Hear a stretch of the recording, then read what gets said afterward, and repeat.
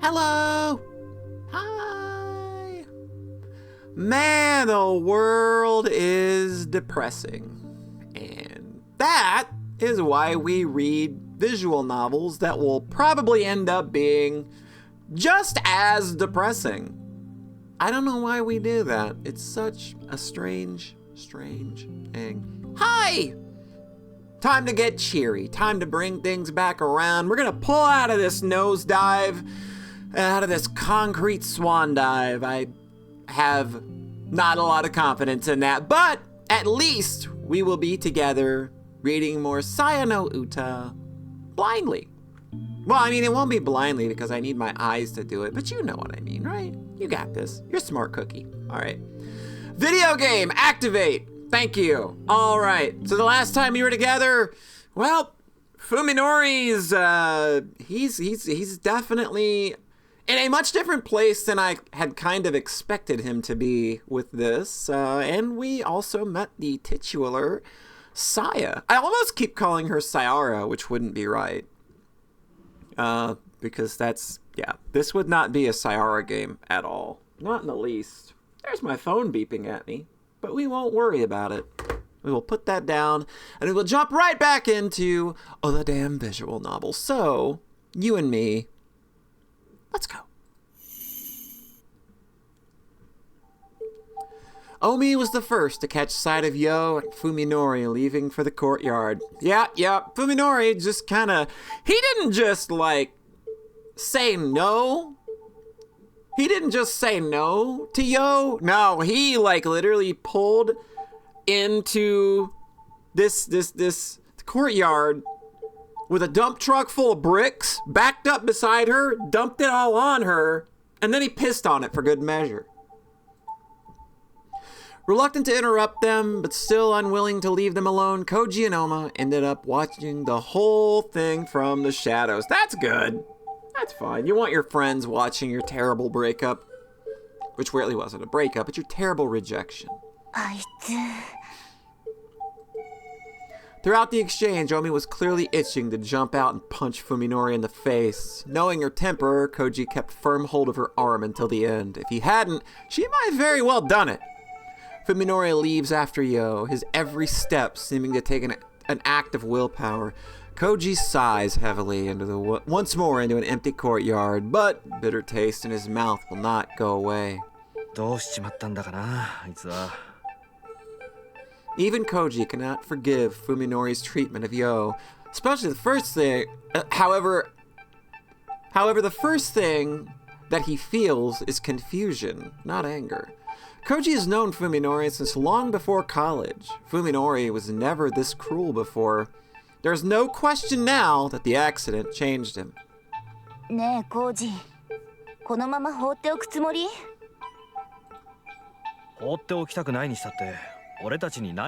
you're kind of in a rock and a hard place here. Somebody doesn't want to fucking be around you, what can you really do about it? It seems like there's not really a lot you can do here. Something besides watch, Omi shouts, her face red with fury. You do it, girl. It's gonna go over real well.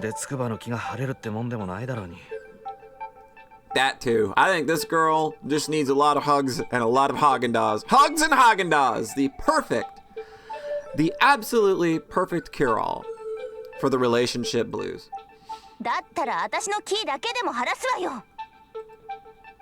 Yo and Omi are best friends, just like Koji and Fuminori. In fact, it was the relationship between Koji and Omi that brought the two together. Omi's anger is only natural. I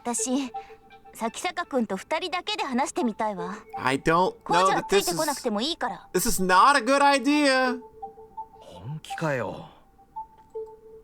その代わり、ヨウのことを見ていてあげて。あの子、多分心底傷ついてるから。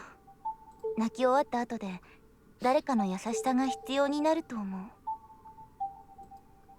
なあ、それって俺とお前の役割 That's what I was thinking. I didn't want to say it, but and that's not coming from a sexist view or anything. It's more just I don't know. I feel like she would be way better at comforting her friend than a dude who, I'm guessing, doesn't have a whole lot of tact is going to be able to. Plus, you know, they're best friends. Like, it just feels like the dynamic is really wrong here.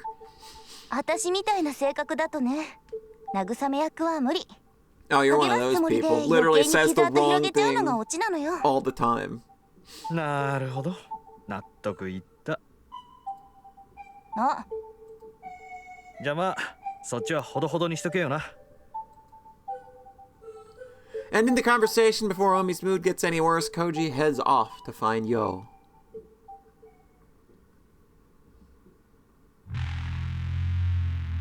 I feel awful, miserable, but also refreshed. I finally crossed the line. I knew it could come crashing down like this sooner or later, having become unable to feel anything but disgust for other people. There was no way I could hope to maintain the relationships I'd had before the accident. Today's incident will definitely get back to Koji and Omi, and everyone will be convinced I've had a major change of character. Honestly, I don't care anymore. At least I probably won't be committed for this. I just need to avoid acting any stranger than I already have. If this puts a rift between me and the others, good. The thought of all the stress I'll avoid brings a smile to my lips. I'm fed up with them sticking their noses into my life. It's like they don't care that they make my gut turn just by being near me. I've been terrified of them until now, but today I struck fear into one of them. In that sense, it's something of a relief, but I'm not entirely without remorse for what happened. Well, that's good. The person I just demolished with the verbal equivalent of a nuclear bomb used to be my friend Yo. Even if my senses don't believe it, my mind accepts the theory. I don't have any particular grudge against Yo herself, and I didn't want to hurt her. In retrospect, perhaps I should have just ignored her outright. Yo was an attractive girl. I certainly didn't think badly of her. To be honest though, I was annoyed when Koji and Omi tried to stick us together. It felt like they were toying with me and Yo, it seemed totally oblivious to the fact that she was dancing to their tune. Her cluelessness was irritating. I've run into that a few times where two people are together and then there's you and someone else and you're kind of the odd ones out and there may not be any interest there, but they try to get you together anyway, and it's always so awkward. I had someone try to do that with me and his sister one time, and it's like, dog, your sister, this is weird. Stop trying to get me to go out with / bang your sister. And I bring it up like that because he literally did at one point say, dude, seriously, just fuck my sister. I was like, would you stop? Still, I knew that none of them meant any harm. Back then, I didn't have any reason to hurt others just to get my way. If having a casual relationship with Yo would keep our circle of friends together, I was willing to make that compromise. Now, however, there's no room in my heart for such forbearance. If merely talking to someone is an ordeal, then how can I be expected to show them kindness? These ruminations have left me exhausted. I want to return to Saya as soon as possible, but thinking about the packed trains and crowded downtown streets between here and home saps my spirit. Catching the sight of a nearby bench, I sit down and close my eyes to the horrors of the world. I can't do anything about the stink or noise, but I can at least calm my nerves enough to rest.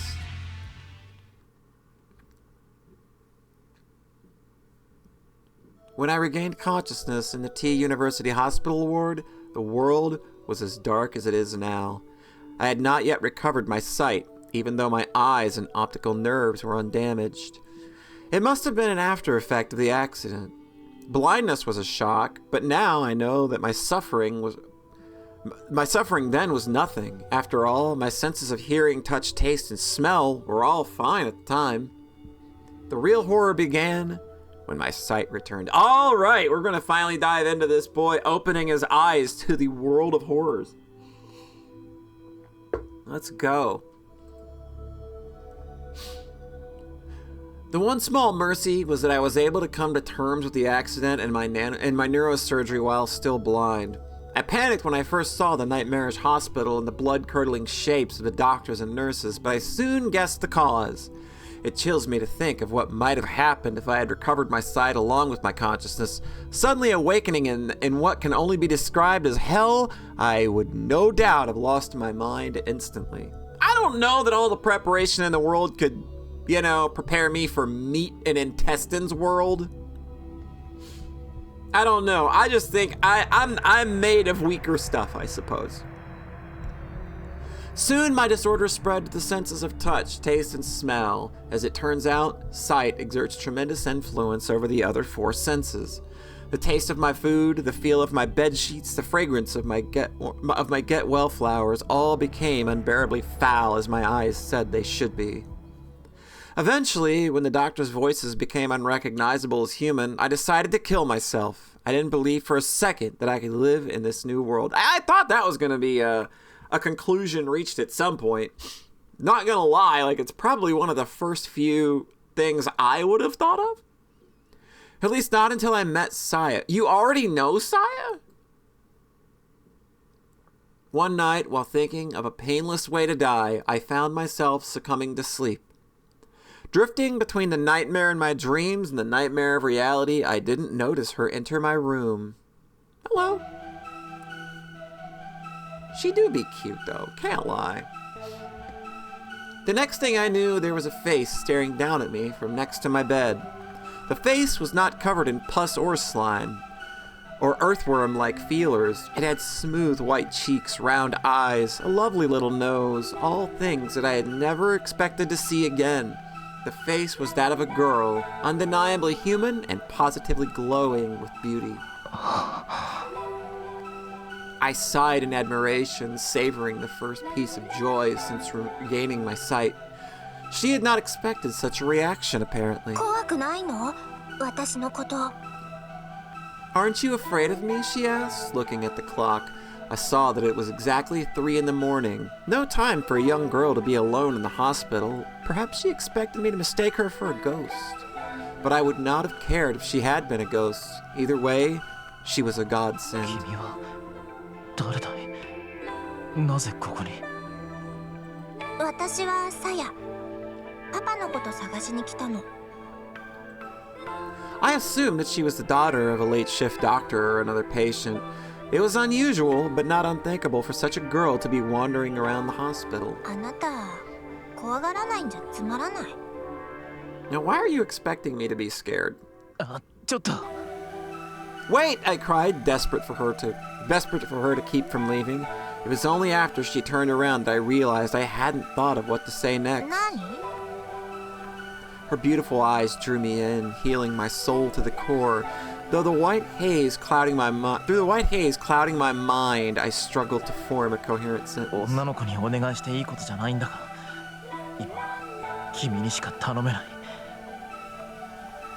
No longer concerned with propriety, I let the words come as they willed. 手を握らせてもらえないだろうか。 Aww. Saya looked confused at first, but then she smiled like she had just found a new toy. Her smile was brighter than my memories of the sun. 変な人。そんなこと言い出したの、あなたが初めて。 You're strange, she said, holding out her slender white hand. No one's asked me anything like that before. Ever so carefully, as though catching snowflakes, I placed my palm against hers. I could feel her human warmth and the softness of her delicate fingers. She was there, just beyond the palm of my hand. Thinking back on the joyful tears I shed then, I know that this is the moment I was saved from my fate. この半月の間に初めて人に触れた。人だと感じられる体に。 I think she knows this. はあ？他の人じゃダメなんだ。僕事故に遭って、その後遺症らしいんだけど、人が人の姿に見えないんだよ。本当に不思議な人。あなたって面白い。明日の夜もまた来ていい？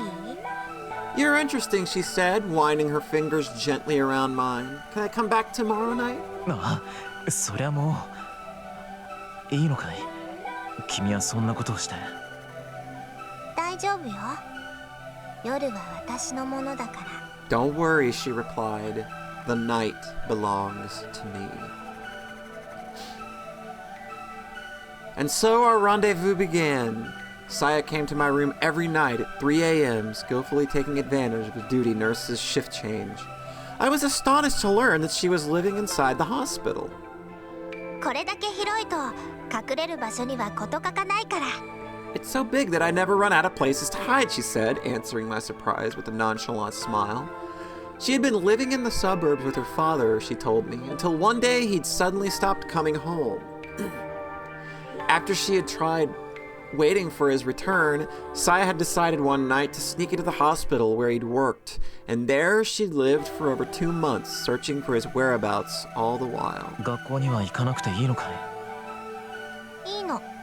勉強は全部パパに教えてもらったから。さやはとっても頭がいいんだよ。 She was a strange girl. On the one hand, she looked and talked like an innocent child. On the other, she was remarkably self-reliant, and at times exhibited a sharp intelligence and deep knowledge that many may have found unsettling. I didn't care. Saya was the only other human in the world, in a world gone mad. Her existence meant far more to me than the standards of society. 危なくないのか？見つかりそうになったことは。 Look at this smug little shit. This girl doesn't care about getting caught about doing anything. This is like, she is like so damn self-assured that everything she's doing is right. But yeah, like there's not a bit of worry in this girl. 全然平気。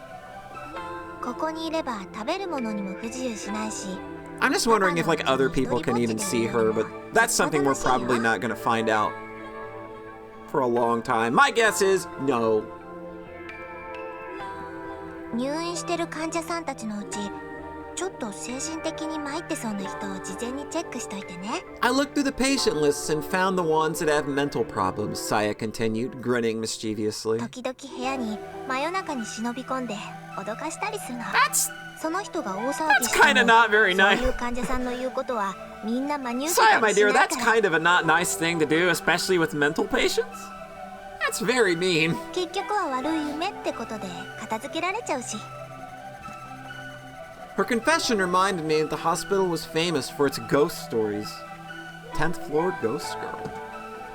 Who could have imagined that there was actually a real girl impishly roaming these hallways? じゃあ僕も最初はそのつもりで。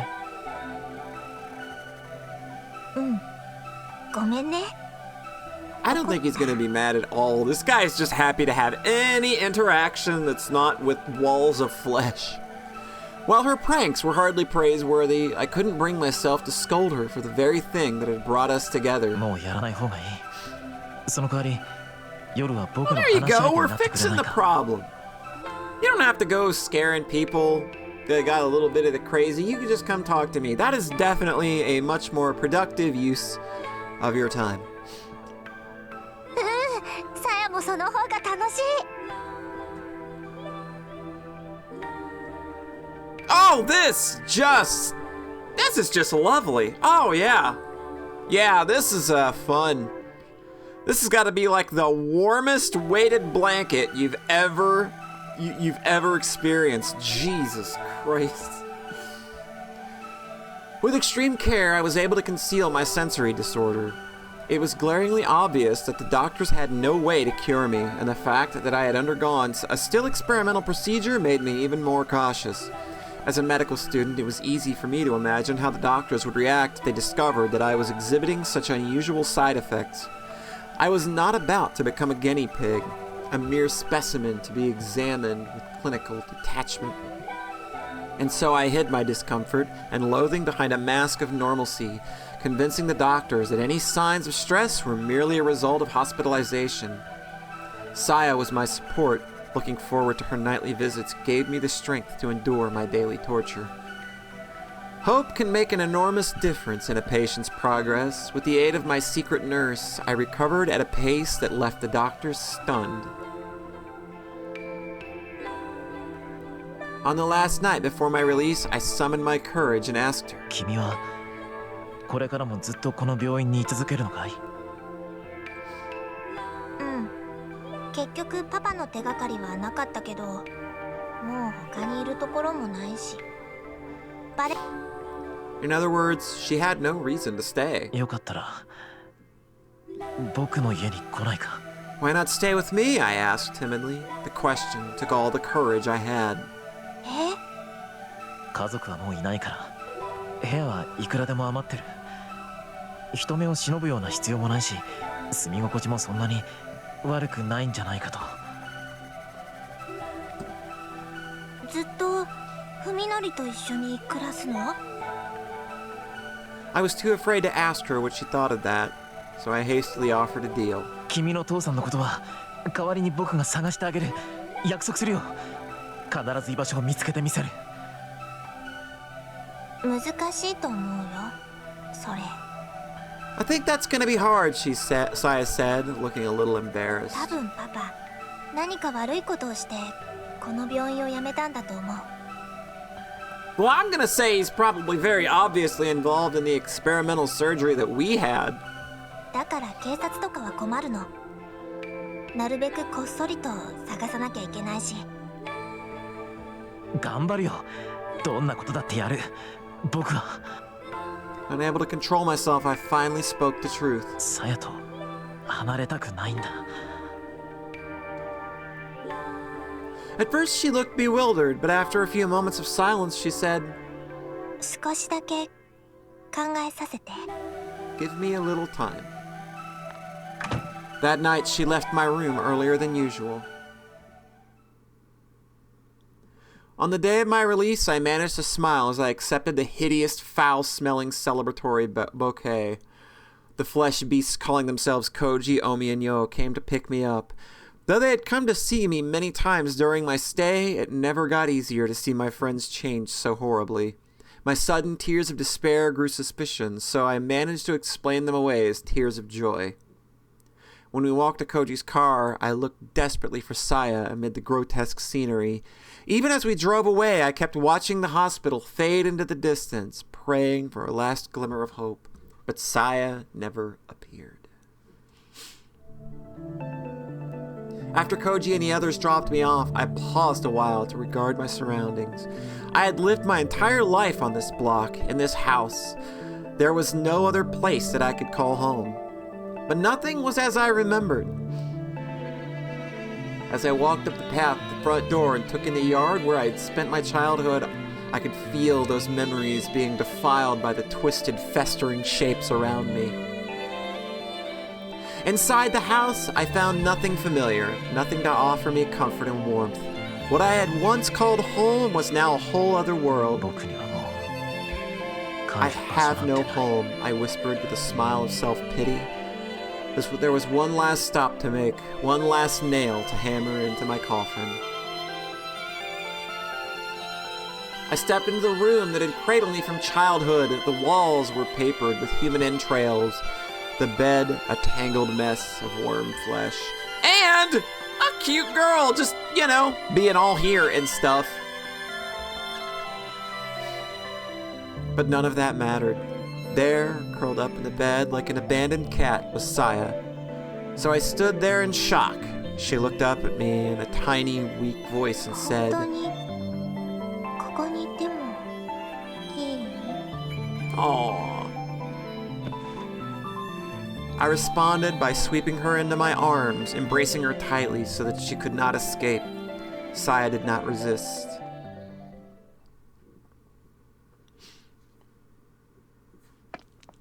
When she arrived at the Sakisaka house, Omi first takes a deep breath to calm herself. Oh boy! Here we go! Her anger does not vanish entirely, of course, but at least now she can hear herself think. While waiting for a response from the intercom, she looks over to the patch of yard where she can see from outside the gate. Even Omi isn't normally one to complain about other people's housekeeping, but this is going too far. The grass is growing wild, and there are piles of dead leaves scattered everywhere. It doesn't just look untended; it looks like an uninhabited ruin. It's still light out, but every window has its storm shutters tightly sealed. Omi guesses that they've been closed since morning. What kind of life is Fuminori leading? Even if he's living alone, he can't neglect his housework forever. And is it just her imagination, or does something stink like rotten meat? It couldn't be coming from the yard, could it? There was still no response, so she presses the buzzer a second time, and a third, and a fourth.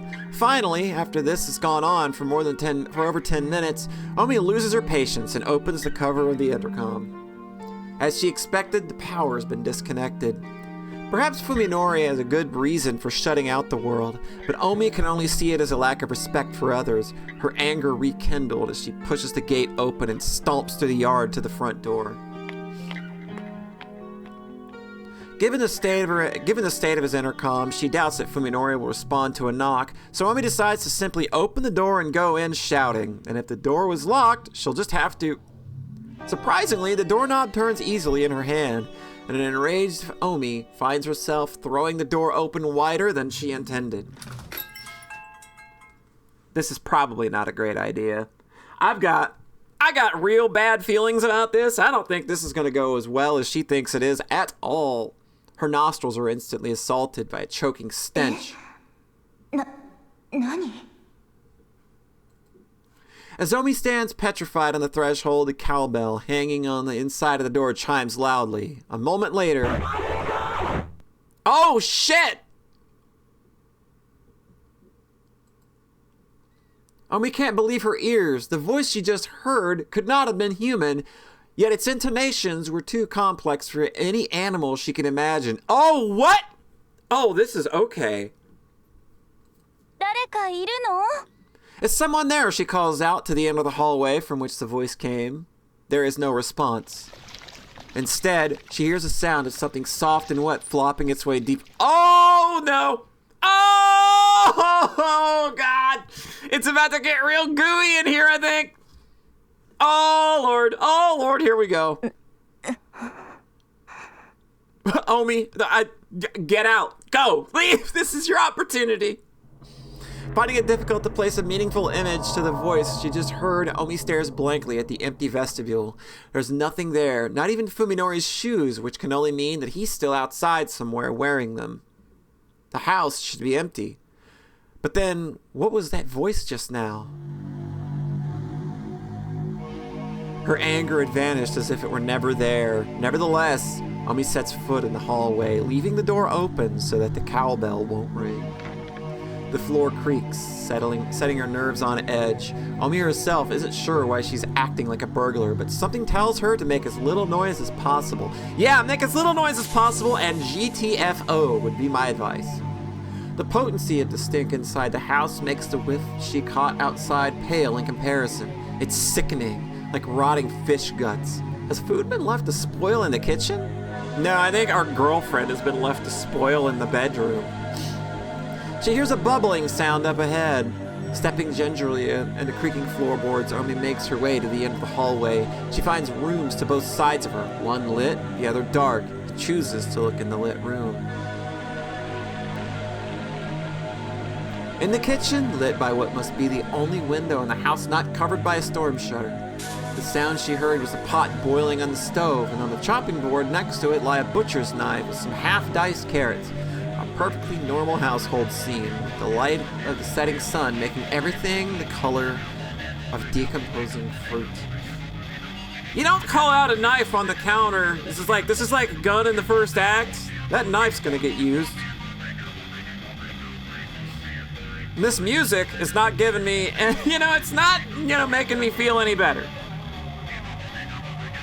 Something is wrong. Who was cooking here, and where did they go? 誰かいないんですか?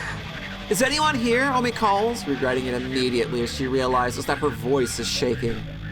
As her words echo vainly through the silent house, she begins to feel foolish and defenseless.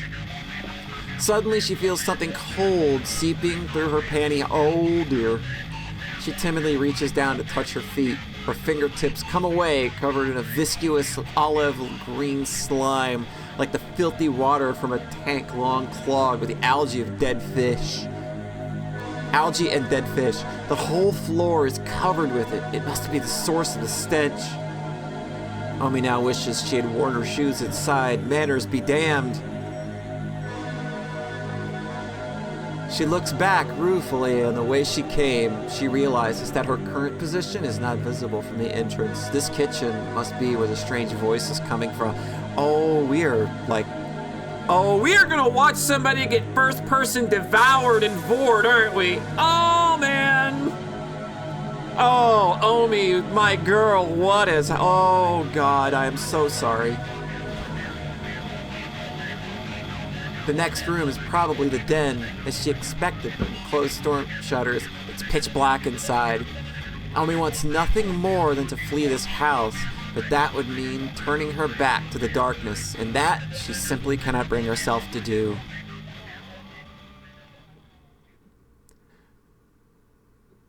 And we'll find out what happens to our girl Omi the next time. How's that for a cliffhanger, huh? How's that for a cliffhanger? We'll go ahead and save. Right, y'all? Look at that. Boom. We did it, everybody. And we will talk to you next time when I'm sure nothing bad at all is going to happen to this poor girl. I'm pretty sure it's going to be as normal a house visit as anyone could expect. So be sure to come back tomorrow and like maybe bring a hazmat suit. No reason. You know, it's just kind of a little extra slimy in here, I think. So we'll talk to you next time we're together. Have a nice rest of your whatever. Bye. Bye.